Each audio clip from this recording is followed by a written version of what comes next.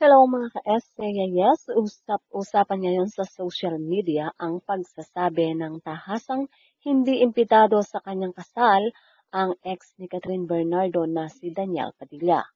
Hindi nga nakalusot si Dominic nang tanungin tungkol sa mga imbitado sa kanyang kasal nang umaten ito sa Thanksgiving party ng Dalaxes Beauty and Wellness, Sabado, January 20.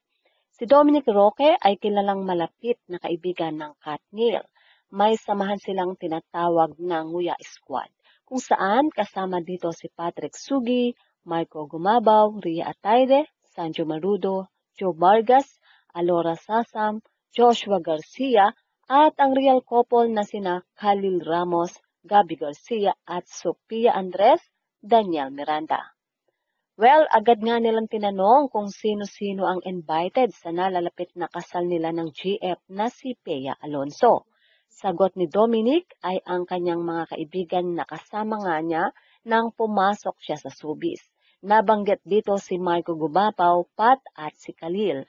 Nang tanungin kung invited ba niya si Daniel Padilla, tahasang sagot nito ay hindi pa sila okay ni Daniel. Sinabi din ni Dom na hindi na nag-uusap at hindi sila nakikita ni Daniel since 2020 pa. Wala namang binanggit si Dominic tungkol sa dahilan kung bakit hindi maayos ang pakikipagkaibigan nila ni Daniel. Well, invited naman siyempre si Catherine Bernardo dahil alam ng marami na talagang malapit itong si Dominic kay Catherine at sa pamilya ni Catherine. Marami naman ang pumuri kay Dominic Roque dahil sa pagiging totoo nito sa press. Tanging si Catherine lang ang kanyang inimbitahan sa kanyang wedding dahil mas close talaga siya kay Catherine. So mga ka-SCIS, yan nga po ang ating balitaan. At ano ang masasabi nyo?